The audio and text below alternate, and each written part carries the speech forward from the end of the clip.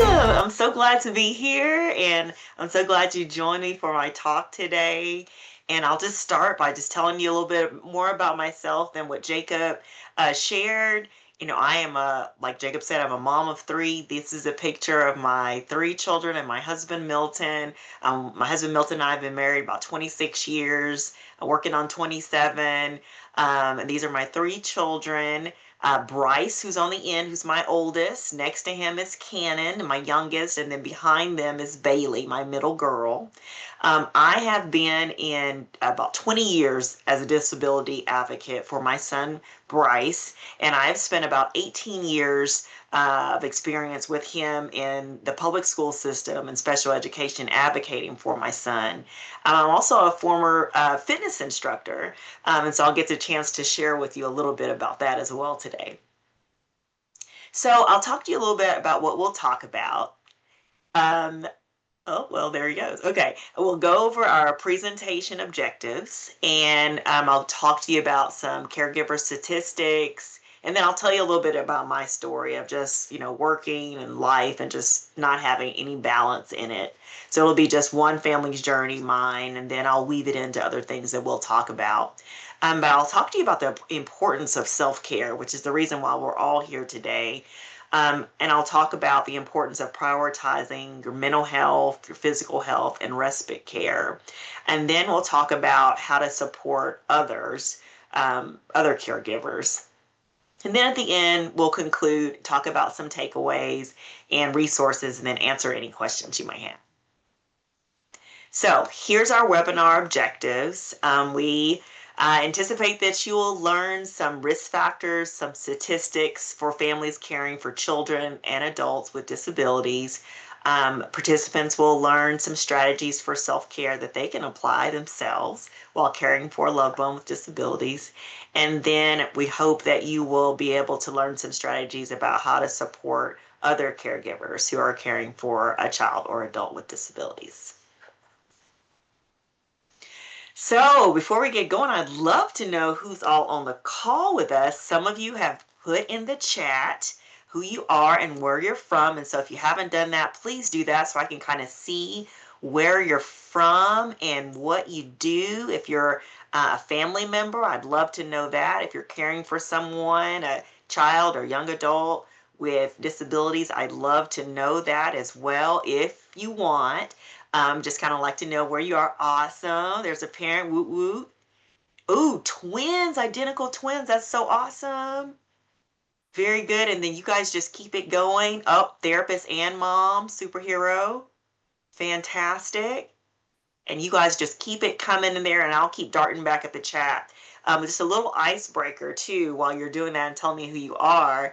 I have posted a picture here that my son chalk drew in one of his art classes, and if you can shout out at me and tell me what show you think this is that he captured. Just want to see if anyone can get it. Okay, I got one that says Superhead, The Simpsons. Yes, exactly. I don't know why he hyper focused on that, but he loved to do renditions of The Simpsons. So I thought I'd include that on my slide today. All right, so here we go. Work life with no balance. I'll tell you a little bit about my journey. First, we'll talk about some caregiver statistics that we all as caregivers are experiencing one way or another. So parents of children with disabilities often experience much higher levels of stress. Up to 55% of parents of children with disabilities report a clinically significant stress levels. 31% of parents of children with disabilities meet the criteria for moderate depression versus 7% of parents without or not caring for those with disabilities. And these challenges are really compounded or made worse for our families who are low income, single parent households, and those caring for multiple dependents.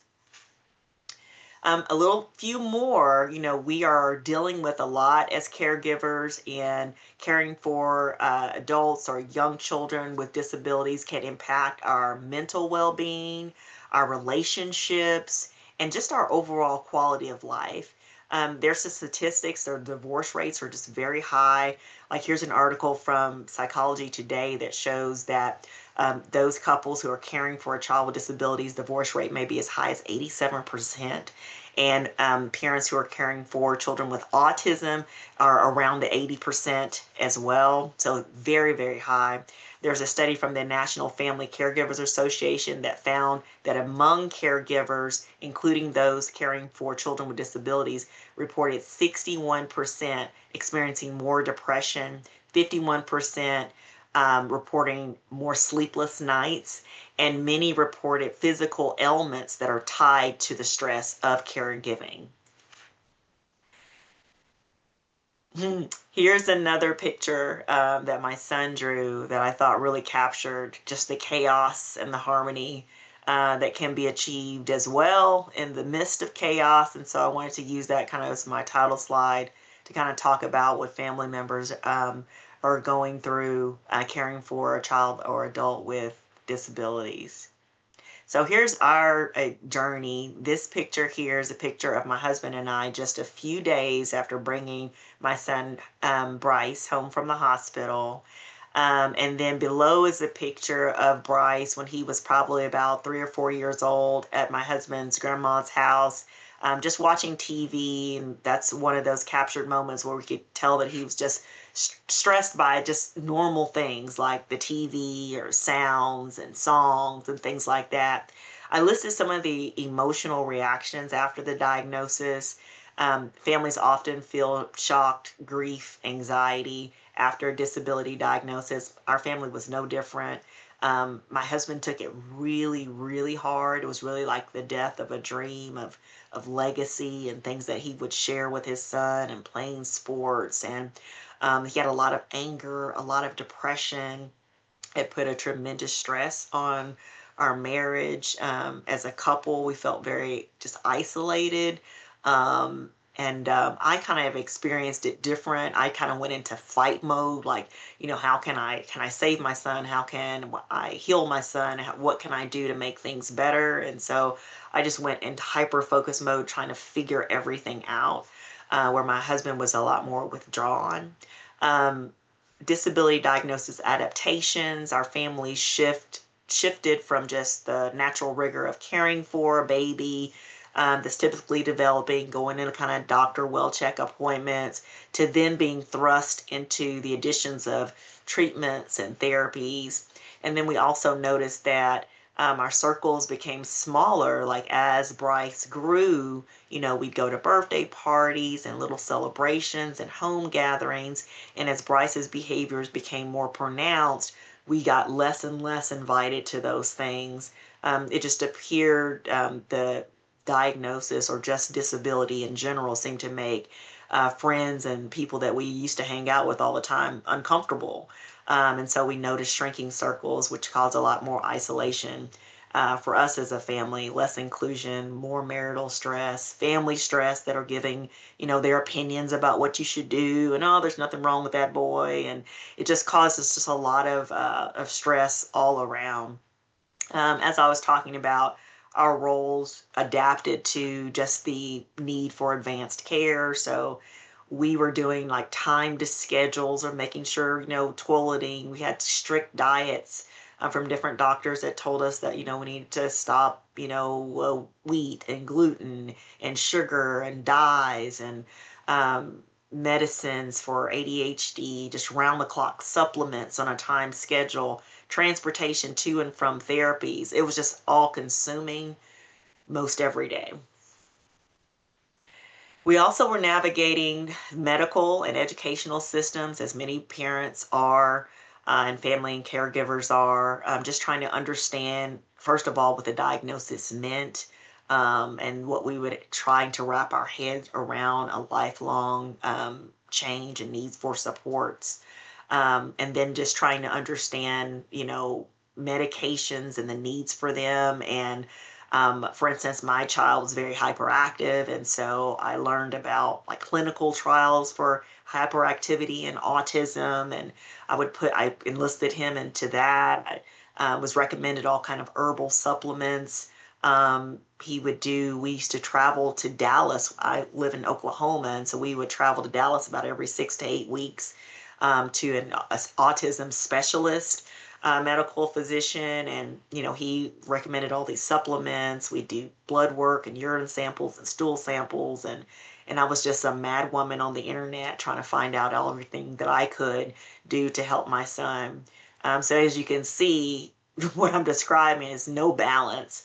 It's just it was just very chaotic, and just trying to do the best we could to wrap our minds around what was happening. We're trying to navigate educational supports. And so speech therapy and occupational therapy and physical therapy, and learning what ABA was, applied behavior analysis, this intensive behavioral work that therapists do with children, and IEPs at school and public school. And then realizing that daycares weren't accepting of my son. As soon as I would describe kind of extra supports or extra attention that he would need, they would stop me and say, "Oh, no, no, we're not equipped to handle that." So that was very frustrating. Aftercare was the same thing. Once he was able to be in public school, navigating aftercare and summer care combinations, and the lack there was also a very big stress on our family. This is a picture of Bryce working with his occupational therapist. As you can see, she's blowing a bubble of slime because he had sensory integration disorder, where everything was just very sensitive. The clothes he would wear, tags would irritate him, different fabrics, anything, foods that were gloopy and sloppy, and things that would gloop and glop would almost cause him to be nauseated. So she's trying to desensitize him to some of those sensitivities. He's wearing musical headphones. They are playing different decibels of music to try to recalibrate his sensitivity to sound. And so we were just doing all we could to try to provide him the supports that he needed to be able to just live in the world. We also were navigating these social supports and social service systems. Many caregivers, you already know the story. You're probably navigating a lot of this yourself. But we were trying to navigate just to create a sense of belonging for our families. So trying to seek out support groups, advocacy groups. I threw myself into disability advocacy trainings to learn all about advocacy in my state, how I could advocate for my son and others like my son and the families. We got to participate, or had the opportunity to participate in church small groups. That was really helpful, in addition to support groups for parents with disabilities. And you need that as a family member to kind of offset any shrinking circles that are experienced, at least for us. We really had that isolation, and so really forcing ourselves to find connection and senses of belonging in these groups was really, really helpful. And it just gave me a sense of control, or that I'm just doing something productive, because there was this great sense of helplessness that I experienced after diagnosis, that a lot of families experience. And so some of these things can be really helpful for families. We also were navigating just social services, resources, DHS, developmental disability services, SSI, and all the things that meant. Early interventions. Here in Oklahoma, we call it Sooner Start, and then of course there's Head Start. And then again, finding those child care serving organizations that would accept children with disabilities was just another thing that we were really trying to navigate. So I want to pivot here, and we're going to start talking about the importance of self-care for caregivers. And I've just really found that self-care is really the key to the calm and the storms of life when you're caring for a child or adult with disabilities. So I'll talk a little bit about that now. So this is a picture of my son and his little sister Bailey, and then Bryce there playing with this marble game that he got for Christmas. But I want to talk a little bit about building connections to build resilience. I have a bullet here about seeking safety and security in community, and it's really important for us as caregivers to really find people who are accepting and understanding of caring for a child or young adult with disabilities, and find those who embrace your family. It's just really important and will really help build resilience. Connect, build, and ask for what you need. Sometimes you can join support groups and for emotional supports and practical help to strengthen your family resilience. But sometimes you have to create something new. Create a new normal. If those things that you need don't exist, don't be afraid to create them yourself. To create new traditions when those old traditions no longer fit your family or cause your family stress and anxiety. Don't be afraid to create new traditions. I know we did things that required a lot of sitting. We had to be flexible. That our son just couldn't sit, for 2 hours during a family dinner, and we would celebrate the 5 or 10 minutes that he was able to sit with us. So just being really flexible, really cherishing and coveting time with your significant other, your partner, your spouse, and making sure that you make time for those relationships, really, really important. Seek out babysitters and caregivers for yourself to provide respite. We'll talk about that a lot more as we continue our talk. It's important to find caregivers to help you, to give you a break that understands your needs and needs of your family. And I put it just in here, and I want to say let's normalize asking for flexibility in workplaces. There were so many moms and parents that I would meet over my journey that were excellent professionals and felt like they had to withdraw from the workplace because they couldn't uh, request or find places that would be flexible with the needs that they needed to be able to care for their loved one and work. So I just really want us to all advocate to normalize that so that, we all can live, play, and work. We just really need to do that. Another thing I want to talk about is celebrating accomplishments in the midst of setbacks. So these are just pictures of our kids just out doing normal stuff. I think this is at Chuck E. Cheese, that first one. The second one was my Bryce and his sister doing Halloween and trick or treat in the neighborhood. And just not caring that Bryce had on like 3 different outfits. He has like a pirate hat on, a train conductor hat on, and a cowboy outfit. And I was just thrilled because if that, helped him to be able to celebrate and participate, I was just thrilled. And so I just encourage families to embrace the uniqueness of your family so that you can cherish those moments of life. And then that third picture is the kids that we were invited to a hockey game. And these are just things that I just felt like I couldn't do before. I was just like, we can't go. What if he doesn't sit? And don't be afraid to just try new things. And even if you have to leave early, it's fine. Just really want to encourage families to embrace life and try to build special moments with your family and value those things, big or small. It's going to really help you bond together as a family and to cause your family to be more resilient.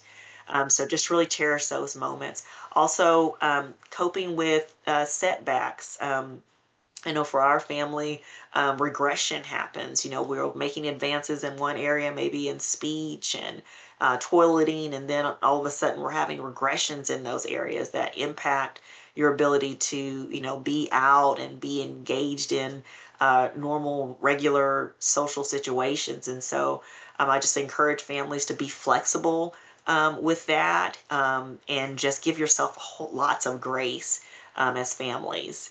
And thrive for balance and staying positive and hopeful. Balancing caregiving with celebrations, being flexible in setbacks really fosters strong family unity and gives you a hopeful outlook for your future. So those are just tips that I just believe really can help caregivers as you're walking along this journey. Another thing that is really important for caregivers for us is just focus on strengths. Really resist the urge to focus on disability all the time. It's so hard to do because all of the things that you're trying to do to make sure, with the therapies and the doctor's appointments and the special education and all the things. And it's just really hard to really focus on strengths, but I really encourage you to really do that. Emphasizing your loved one's strengths really fosters positivity for you and your family in a world that views disabilities as abnormal. It really focusing on strength just helps really you remain balanced and build family resilience and confidence to help you prepare for your future. So these are just some pictures of Bryce just, swimming in a pool, experiencing horseback riding and playing soccer. So I'll talk a little bit more about community and respite support. Access to community resources is so important, and it's vital for your self-care. These resources offer caregivers the chance to recharge and connect with others who are facing similar challenges and those who aren't.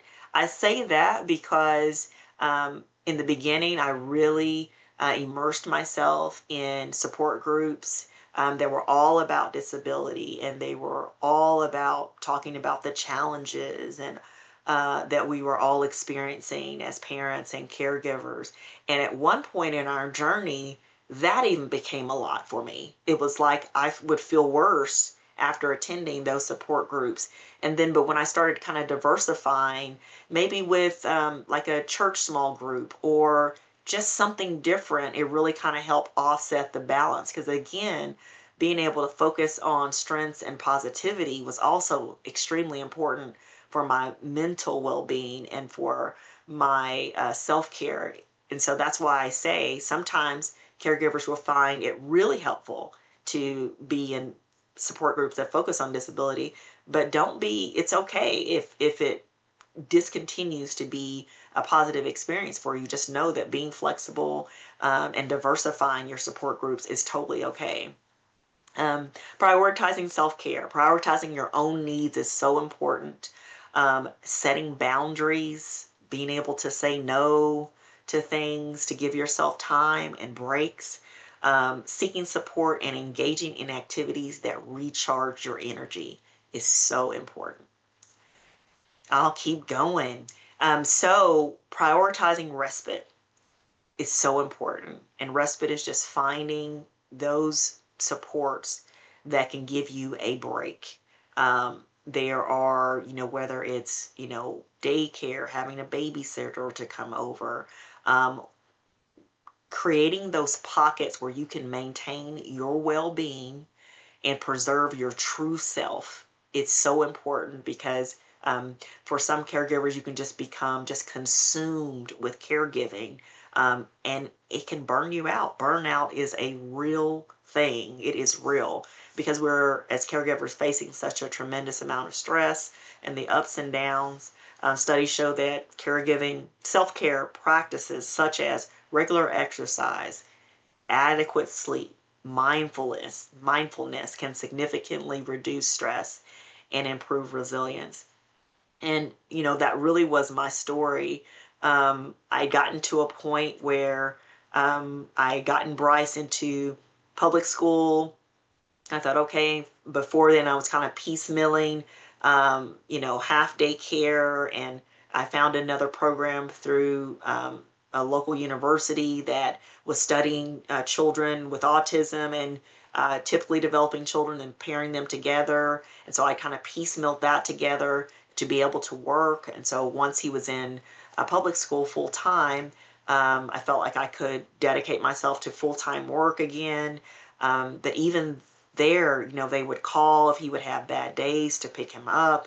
I was struggling with not necessarily not wanting to I didn't want to be the poster child for being a parent of someone with disabilities, needing a whole lot of accommodations. And so I would just try to, plow through and take off to get him. And then I got into this rat race of work and picking up the kids and feeding the kids and just being wiped out after that, the bedtime and nighttime routines and rinsing and repeating.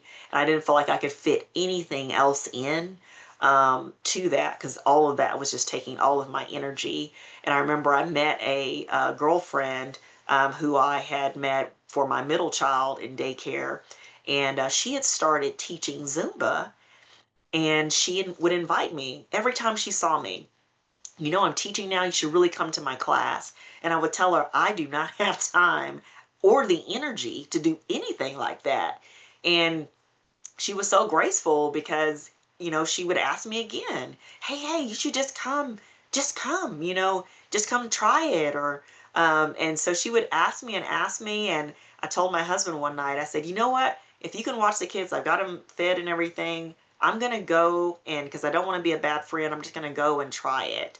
And I tell you, it had been so long since I had listened to music. I still love to dance. It was one of my passions before I had kids, and it just really reignited energy for me. It reconnected me to my true self. And so that's what I mean by this slide of finding something for you that reignites your true self is so important. So I have a slide in here. I found my outlet.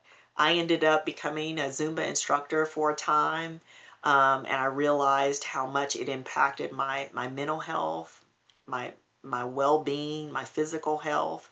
It just really helped, get me from just watching the news and TV and rinsing and repeating. Coveting that time, that hour, was just so important. And then I learned about the benefits to my mental health. Chronic caregiving stress is linked to health issues like anxiety and depression, physical conditions like heart disease, and participating in this physical activity has really helped with my mental health and physical health. And so I just encourage caregivers to find an outlet where this can happen for you because it's so important and it has so many benefits. I've included a few slides in here just to tell the benefits of just physical activity, no matter what you're doing. And what the CDC recommends, moderate exercise, at least 20 minutes, that elevates the heart rate and breaks the sweat is so beneficial for us. So that's just 30 minutes, 5 days a week, or 20 minutes a day. And I did the Zumba when I was a little younger. And so now that I've gotten older, I've kind of focused on walking in the morning and getting sun. So even that checks the box and really helps with your physical health and mental health. Here's some other benefits of, reduces the risk of disease and promotes flexibility and bone and muscle strength, cardiovascular, cognitive function, and improving sleep. These are just some benefits of physical activity in addition to boosting your self-esteem and reducing your stress. So I want to take a moment here, though, and to ask you if you wouldn't mind just putting some things in the chat that you do, that you enjoy, that you find is your respite. And if you're not doing those things, I have some ideas here. They're just different categories. But if you wouldn't mind just putting some things that you do or that you might want to explore, now that we're talking about it, about things that could really help recharge you. And there's some categories that I've listed. I listed just like chill activities, like do you like reading, bubble baths, shopping, going to museums, getting your nails done, or just doing takeout, car rides, other leisure activities. There's more active activities like I was describing, cardio, but even walking, jogging, and jump rope. Getting one of those little bitty trampolines, they call it rebounding. Ooh, Darla said she likes silence and reading and walking, listening to music. Yes. Putting on the headphones with the music and dancing while I finish chores. Yes. The art and mindfulness, beading, going to auctions are great for me. That's fantastic. Crafting and walking with the dog. These are all excellent, excellent outlets for your self-care and to help rejuvenate you. Those are excellent examples. Thank you so much for posting those. Some other ideas that, in addition to the cardio-like stuff, some folks like to focus on, more strength activities, weightlifting, and things like that. Those are beneficial. In addition to balance and stretching like yoga and Pilates and Tai Chi, those are also great examples to consider adding to the list that you all have. So it's fantastic. I'm so glad that you all are prioritizing respite and things that you enjoy. So important. So now I'll pivot to talk a little bit about how you can support other caregivers and the power of peer support, supporting your, caregiver, being a caregiver yourself, and then providing care and support to someone just like you is so important. So here's some ideas. Caregivers, of course, we love practical help, such as meal prep, gift cards for meals, transportation, lifts, to things that we need to do so we don't have. So just ideas for a break are great. Being non-judgmental listener, a non-judgmental listener is wonderful to have and provide emotional support. Being a safe space and a safe place for others who are caring for loved ones with disabilities. Encourage and facilitate participation in self-care. I never would have probably left the house or done something new or had that experience of that life changing of being a Zumba instructor had I not had a friend that would repeatedly invite me to do things, like coming to a fitness class and just trying it and not giving up on me. And I really appreciated that. And so that's so important. Going on a walk and talk together. Sometimes it can be the small things that give you little small breaks that can really be helpful. Helping someone connect to local or online caregiver services and resources. Sometimes it is very difficult to find someone to care for your loved one with disabilities in the home or outside of the home. It's very difficult. I know for our family, we started reaching out to colleges and universities who had students that were focusing on special education while they were in school. We would use those or ask those students to offer caregiving services for us because they already were passionate about serving and teaching and learning to teach those with disabilities. And so that was a pocket of support that we learned to utilize. Um, Respecting their experiences, culture, and preferences, and acknowledging their efforts and remembering that we're all doing the very best we can. So again, that kind of goes back to that being that non-judgmental listener, celebrating the things that they are able to do, and just being a really good friend and support is really important to supporting other caregivers. And then sharing those things that work for you, and coming up and brainstorming other ideas that may work for them that take into account their preferences is really helpful. So some closing takeaways. Man, we blew through. We are blowing through this. So here's some takeaways. Scheduling regular breaks is really, really important, because you can get so busy with life. And so remembering that you need breaks, even short ones, to recharge. So, so important. Finding a way to prioritize sleep is easier said than done, but so important because when you're running on fumes, it's so difficult to continue to provide that care that your loved one needs and that your family needs. Nutrition is another thing. It's so easy to just be able to kind of grab those junk snacks to keep ourselves moving, but really prioritizing nutrition is also very, very helpful to give you that sustained energy and strength that you need to caregive.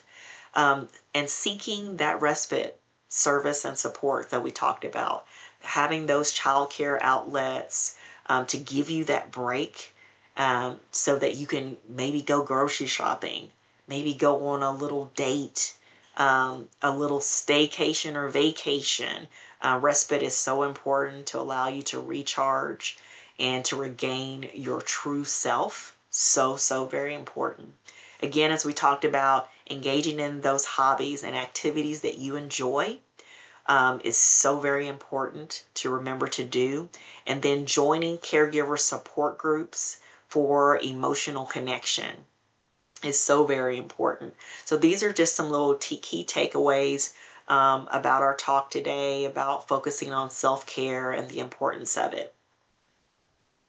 Here's some resources that I found really helpful. but a quote to make sure that everyone keeps in mind that self-care is not selfish. It's necessary for sustainable caregiving. So really keep that in mind, and never punish yourself for prioritizing self-care, because it's so very important. It's vital for you to be able to keep going and to have that energy, love, and support for your family and your loved one that you're caregiving for. So here's the National Alliance for Caregiving and the website that has resources and supports that could be helpful. There is a Family Caregiver Alliance, and then there's Mental Health America and National Respite Network. And those are just some quick resources. There are others, and I'm sure I would love to hear if you have any resources that you have found helpful that you would be willing to share in the chat, just so everyone else can be able to learn and take advantage of resources that are maybe closer in your local area that I may not be privy to. So if you know of anything that has really helped you in your self-care or in respite services and supports, please drop those in the chat or come off mute and just let us know things that have been helpful for you and your family. I think it's really important that we share those things. It just really kind of furthers self-care for us. So if you know of anything, definitely post those in the chat. And if not, these are some national resources that are really helpful as well.